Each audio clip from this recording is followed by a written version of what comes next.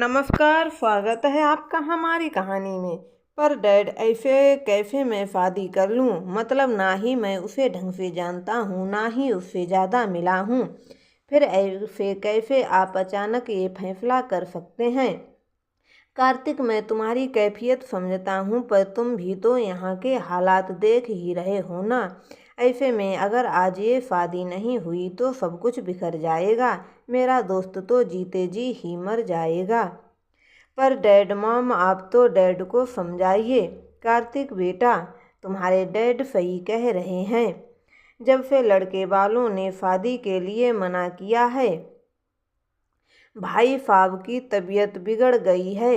ऊपर से बाहर सारे मेहमान भी आ चुके हैं। ऐसे में अगर अभी शादी नहीं हुई तो भाई साहब की बहुत बदनामी होगी। माही बिटिया की तो जिंदगी ही बर्बाद हो जाएगी। पर माँ, मैं ही क्यों? यहाँ तो बहुत सारे लड़के हैं, युग भी तो है। आप उससे ये लड़की की शादी करवा दीजिए। वो दोनों तो फ्रेंड भी हैं। नहीं करवा सकता, क्योंकि तुम बड़े हो, इसीलिए तुम्हें बोल रहा हूँ। उसे बोलता तो वह मना भी नहीं करता, पर शायद तुम्हें अपनी मनमानी के अलावा कुछ दिखता ही नहीं है। ठीक है डैड, चलिए, पर केवल शादी, इसके अलावा मुझसे और कुछ भी उम्मीद मत कीजिएगा। मुंबई के जाने माने बिजनेसमैन अमरेंद्र प्रताप सिंह अपनी पत्नी वंदना सिंह और दोनों बेटे कार्तिक और युग के साथ अपने बचपन के दोस्त उमाकांत के यहाँ आए हुए थे। आज उमाकांत जी की बेटी माहिरा की शादी होनी थी, पर एन टाइम पर लड़के वालों ने 10 लाख रुपए कैश की डिमांड कर दी। उन्होंने फ़ोन किया था कि अगर उमाकांत जी पैसे का बंदोबस्त कर लेंगे तभी बारात आएगी, वरना नहीं। अब उमाकांत जी साधारण शिक्षक थे। इतनी बड़ी रकम का इंतजाम करना उनके लिए असंभव था। बाहर मेहमान सब आना शुरू हो गए थे। ये सोचकर वे बहुत परेशान हो गए। उनके सीने में दर्द होने लगा। अमरेंद्र जी ने तुरंत डॉक्टर को फ़ोन किया। माही का भी रोकर बुरा हाल हो रहा था। वंदना जी उसे किसी तरह संभाल रही थीं। वंदना जी की अपनी कोई बेटी नहीं थी, तो वे माही को अपनी बेटी की तरह प्यार करते थे।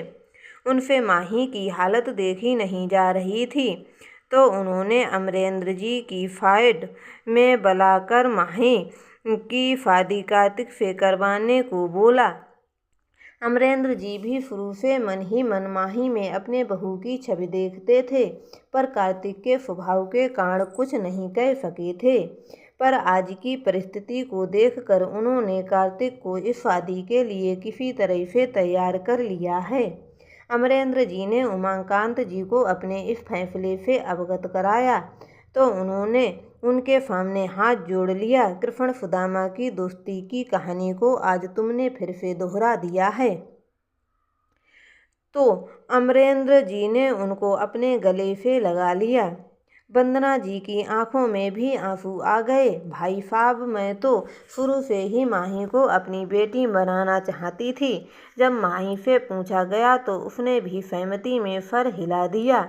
फिर से फेरों की रस्में शुरू हो गईं। सब कुछ जल्दी जल्दी किया जाने लगा, क्योंकि उमाकांत जी की तबीयत बहुत बिगड़ गई थी। उन्हें जल्दी से जल्दी अस्पताल ले जाया गया, पर उन्हें बचाया नहीं जा सका।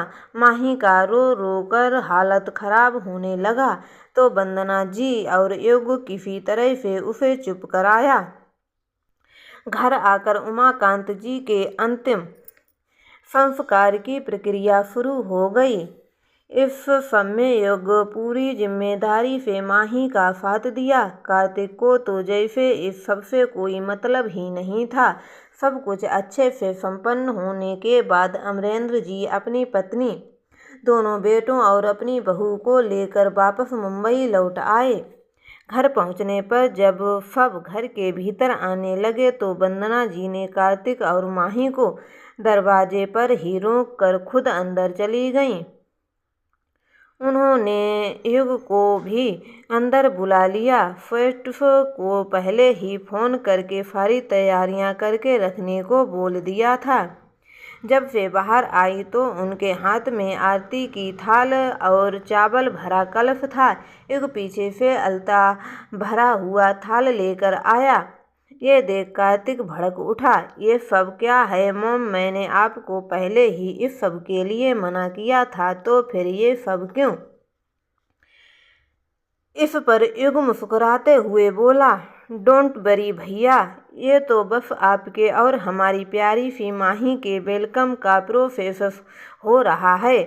आखिर माही पहली बार अपने ससुराल आ रही है तो आज कुछ अलग सा होना बनता ही है। वंदना जी, हाँ तो नई बहू ऐसे कैसे बिना गृह प्रवेश के अंदर आएगी? कार्तिक, ठीक है माम, जो करना है जल्दी कीजिए, वैसे भी मैं बहुत थक चुका हूँ। वंदना जी दोनों को आरती उतारी और माही से कहा, बेटा दाहिने पैर से इस कलश को गिराते हुए इस थार में पैर रखकर अंदर आओ। माही धीरे से कलश गिराते हुए आलता वाले पैर थाल में रखा, फिर धीरे से अलता लगे पैर का निशान पीछे छोड़ते हुए अंदर आई। वंदना जी दोनों को पूजा घर में ले गई। भगवान को प्रणाम कर माही वंदना जी और अमरेंद्र जी को प्रणाम किया। अमरेंद्र जी माही के सर पर हाथ रखकर बोले, बेटा कार्तिक और युग की तरह आज से ये तुम्हारा भी घर है। तुम इस घर की बहू नहीं बल्कि बेटी बनकर यहाँ रहोगी। वंदना जी, हाँ मेरी प्यारी बेटी। युग और मोमा और भैया वंदना जी उसके सर पर भी हाथ रखते हुए बोले, हाँ और तुम दोनों भी। युग, माही मैं दोस्त बनकर हमेशा तुम्हारे साथ रहूँगा। इस पर वंदना युग का कान पकड़ते हुए बोली, वो अब तुम्हारी भाभी है, उसे अब भाभी बोलो। युग, माँ आ कान तो छोड़ो, दर्द करता है। पर माँ माही तो उम्र में मुझसे छोटी है, इसीलिए मैं तो उसे माही ही बोलूँगा। क्यों माही, तुम्हें कोई प्रॉब्लम नहीं है ना? माही, माँ बोलने दीजिए ना उसे, इसे पसंद है। ये हमें जो भी बोलेंगे हमें अच्छा ही लगेगा। अमरेंद्र जी, वंदना जी माही को कार्तिक के कमरे में ले जाइए, फ्रेश होकर थोड़ा आराम कर लेगी, सफर में थक गई होगी मेरी बच्ची। उसी समय कार्तिक भी नीचे आ गया। उसने माही को उसके कमरे में ले जाने वाली डैड की बात सुन ली। उसने गुस्से से वंदना जी की ओर देखकर बोला, मेरे रूम में क्यों?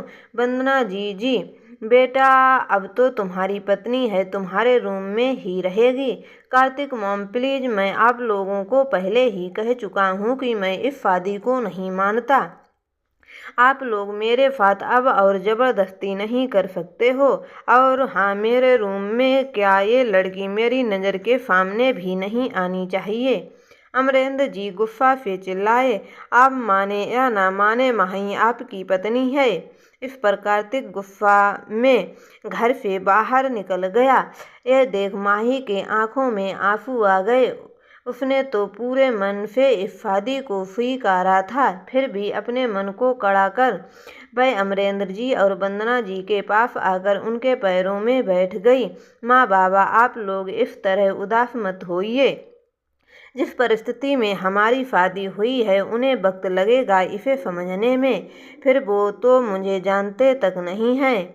फिर ये भी तो हो सकता है कि शादी को लेकर उनका कोई अलग नज़रिया हो और आप लोगों का अचानक से उन्हें इस शादी के लिए राजी करवा हो। ऐसे में अगर वे इस शादी को नहीं मानते तो कोई बात नहीं है। आप लोगों ने अभी अभी मुझसे कहा था ना कि मैं आपकी बेटी बनकर यहाँ पर लोगों के साथ रह सकती हूँ। उसकी बात सुनकर अमरेंद्र जी फक्र से बोले, देख रहे हैं ना वंदना जी कितनी समझदार बच्ची है। भगवान की कृपा से हम सबको ये हीरा मिला है, पर आपको लाडले को तो इसकी पहचान ही नहीं है। अभी ये सब छोड़िए ना बाबा, वैसे भी बाबा के प्रसाद के बाद आप लोगों के अलावा और मेरा कोई अपना ही तो नहीं जहां मैं आकर रह सकूं। माही ने उनका हाथ थामते हुए बोली। वंदना जी ने भी उसके सर पर हाथ रखकर कहा, हमने केवल कहा ही नहीं बल्कि दिल से भी तुम्हें अपनी बेटी मानते हैं। युग भी वही आकर बैठ गया और उसका हाथ पकड़कर बोला, और मैं तो पहले से ही तुम्हारा दोस्त हूँ, और तुम भैया की चिंता मत करो, वो अभी तुमको जानते नहीं है ना। जब वो तुम्हें पहचान जाएंगे तो अपनी जान से भी ज़्यादा तुम्हें प्यार करेंगे। यह सुनकर माही फिर उठाकर उसका चेहरा तकने लगी। वो हल्के शरारत भरे लहजे में फिर बोला, ऐसे क्या देख रही हो, भरोसा नहीं हो रहा है तुम्हें तो अभी मेरे बात पर भरोसा नहीं होता है। नहीं, ऐसा करो कि तुम मेरी ये बात लिख कर रख लो। वो केवल ऊपर से रूढ़ और अंदर से उनका दिल बहुत कोमल है। ये सुनकर माही हल्के से मुस्कुरा दी। इस पर वंदना जी भी बोल पड़ी, हाँ बेटा, योग सही कह रहा है। मेरा कार्तिक हमेशा से ऐसा नहीं है। वो तो अभी गुस्सा में है ना, इसीलिए ऐसा बोल गया है। तुम उदास मत हो, जब तुम्हारा उसका गुस्सा शांत हो जाएगा तो मैं उससे बात करूंगी, फिर सब ठीक हो जाएगा।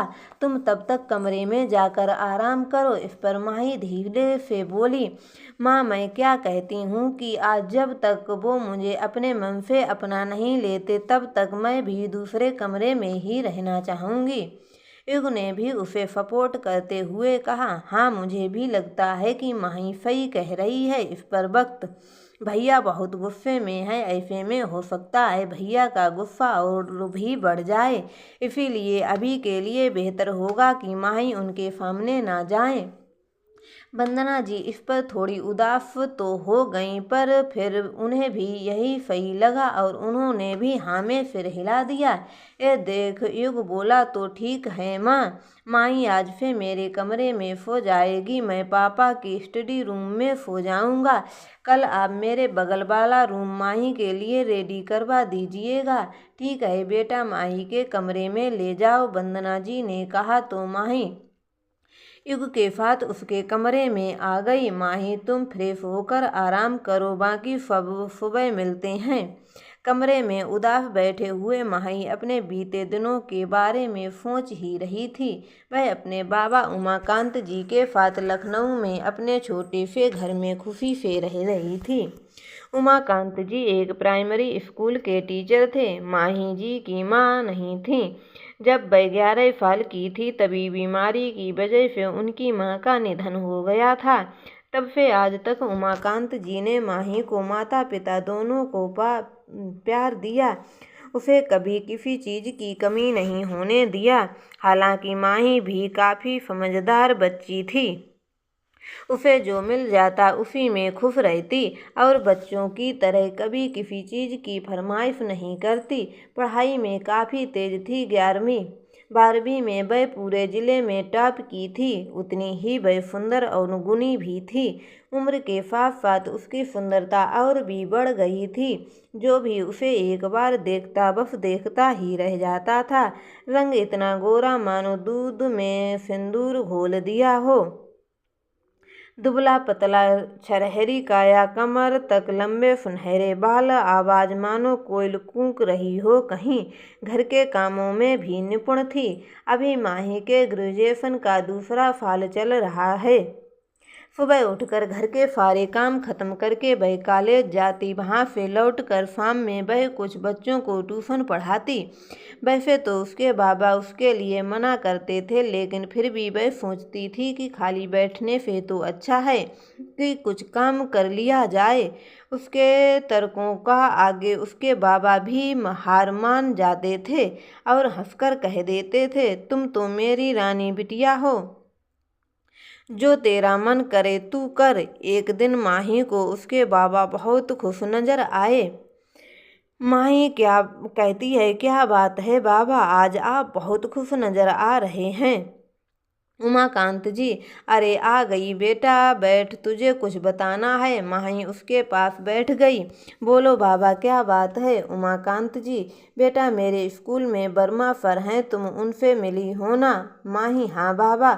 उमाकांत जी, उन्होंने अपने बेटे के लिए तुम्हारा हाथ मांगा है। एक ही बेटा है, सरकारी नौकरी करता है। माही, पर बाबा अभी तो मेरी पढ़ाई भी पूरी नहीं हुई है। उमाकांत जी कहते हैं, बेटा उनको तुम्हारी पढ़ाई से कोई ऐतराज नहीं है। माही, बाबा उमाकांत जी, बेटा मेरा तबीयत भी अब ठीक नहीं रहता है।